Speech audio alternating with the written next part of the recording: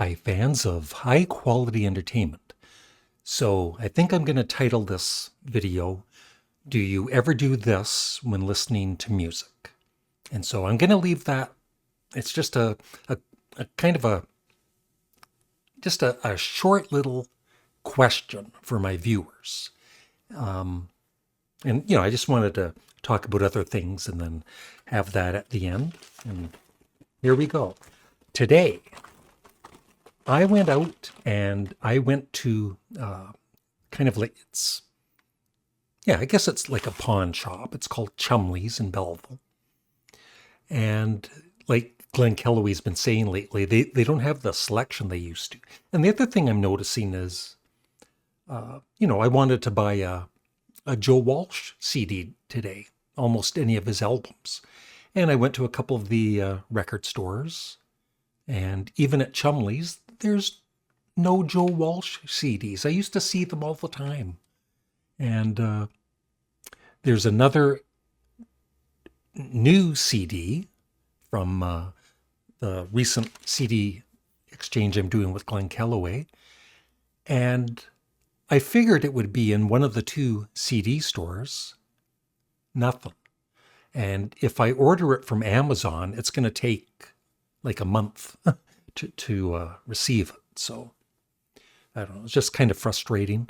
And in the CD exchange, I'll mention it. And I think we should be doing the CD exchange in the next few days.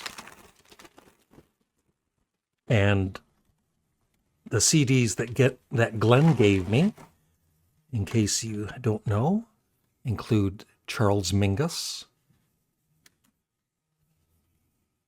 Kim Deal, Robin Trower, Uriah Heep. Yeah, I couldn't find a single Uriah Heep CD anywhere. And Jimi Hendrix, Access Bold as Love. So stay tuned for that review. And speaking of King Crimson,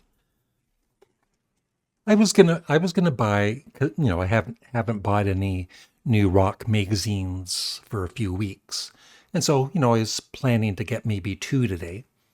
But when this one magazine came to over $30, I said I think I'll just get one magazine. But it's a really good one. Yeah, King Crimson, the completion story. So I always enjoy these books, lots of reviews and information. So when I'm done reading this, I'm going to give this to my buddy Glenn Kellaway for $25.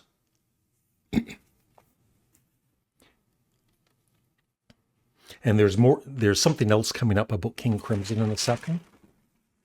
I know this is kind of all over the place. So I got 3 used CDs at Chumley's. One of them, once again, you'll see during the CD exchange, because I bought it for Glenn. That's right. And it's actually a CD that he will like. And Glenn will be happy because in one of our previous CD exchanges, he gave me a Steve Earle album. And I didn't think I would, not that I have anything against him. I like Copperhead Road and a couple of other songs. But I just didn't think I would like a full album of his, but I did. But I didn't get the one he gave me. I got this one. Steve Earle doing the songs of, Townes Van Zandt. Glenn says this is a really good one.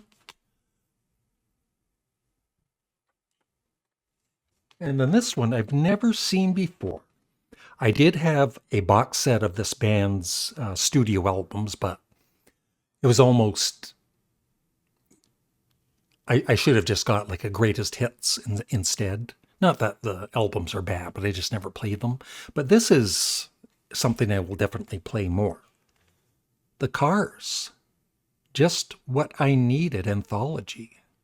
And once again, I got this used for $9.99. Look at all the songs on it. Pause the video if you would like to read that. And some demos and everything. Yeah, I'd never seen this before.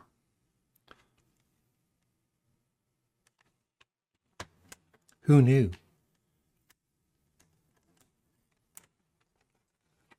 And it comes with a booklet.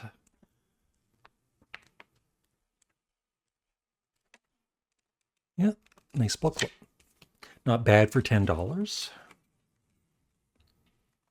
Okay, I'll ask the question. Yeah, I don't want to drag this out too long, but then I also want to talk just a bit more about the Rock and Roll Hall of Fame and just a recent comment and get your thoughts on it. But I asked this to Glenn last time he was here, and he said no. When you listen to music, whatever it is, vinyl, CD, cassette tape, if you're album based, if you like to listen to albums, when you listen to an album and say there's a song you don't like, do you skip the song or do you just let it run, like you listen to the whole album no matter what? And Glenn said no, he never skips a song on an album. And I'm the same way. I don't know, it's almost like kind of respect, because if I'm listening to an album, it's usually a band or an artist I love. And it's kind of disrespecting them to not give the song another chance. So I just never, a CD or whatever, I never skip songs. Even, the CD exchanges, there's, both ways. There's been times Glenn's given me an album I'm not crazy about, but I never skip a song. So I'm curious in the comment section below if you do. Now I'll set this up here. Yeah, it's been interesting when I did this recent video about the Rock and Roll Hall of Fame 2025 nominees. Some people have different thoughts on it, of course, as usual. And this one person, I even pinned the comment, and I did post it to my community, and then I decided, no, I'm going to talk about it in a video. So Soul to Burn says, Chubby Checker is the only rock and roll artist among these nominees. Since the mid-'60s, it has been called rock. I bet you didn't know that. Most of it is derived from blues. I bet you didn't know that. He must be a professor of history or something. So you all accept the blues artists from the 40s and 50s and anything that has been derived from blues. I love Stevie Wonder, King Crimson, and Earth, Wind and Fire. They are not rock. Well, right there, I have to disagree with him. If you listen to this, it's rock.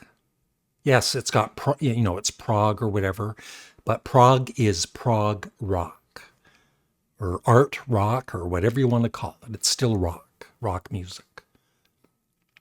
So we go, and he's saying about the other artists too that were nominated, like Bad Company, Billy Idol, Soundgarden. They're not rock, I guess.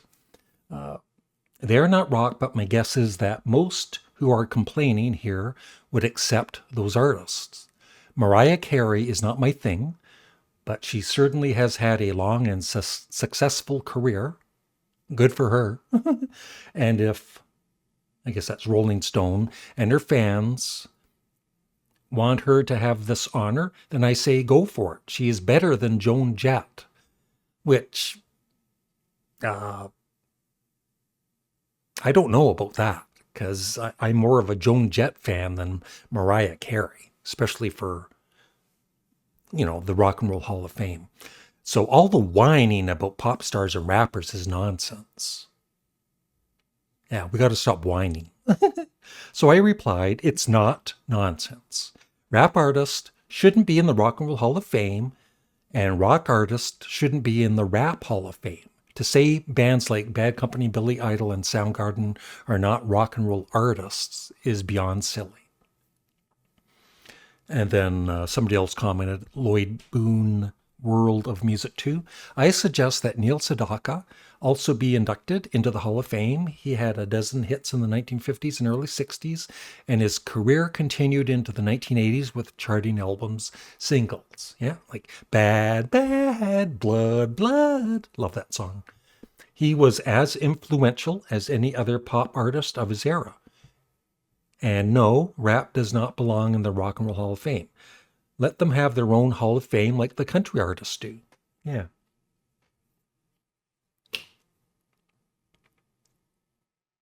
And then Joe, Mean Mr. Mayo.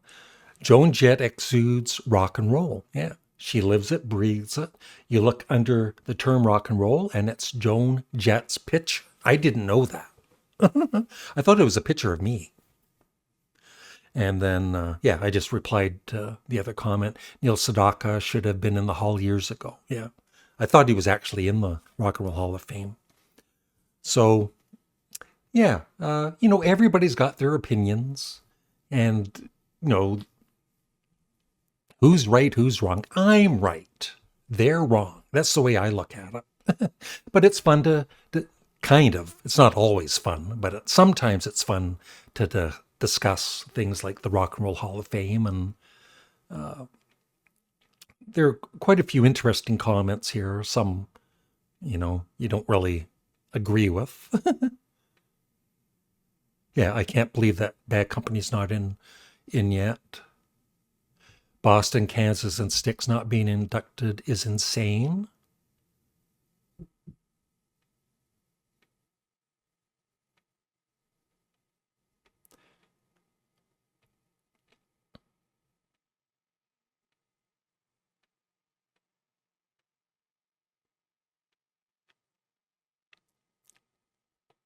And I do disagree with my good buddy Janet Sampson, better known as Bob. He says all those acts except Weird Al. I think, yeah, because I mentioned, other acts that haven't been in the Hall of Fame yet. And Bob said all those acts except Weird Al should be in Larry. Weird Al's a comedy act, not a real rock and roller. If he gets in, then I recommend Spinal Tap. Yeah, I think there should be humor in the Rock and Roll Hall of Fame. I see nothing wrong with, at some point, Spinal Tap being in the Rock and Roll Hall of Fame, or even, well, maybe not so much the Ruttles, but I'm not against either. But I replied, I consider comedy music based on rock music as part of rock and roll. And just because it's comedy, or humor, it should still be respected if it's good. And a lot of rock fans bought Weird Al's albums.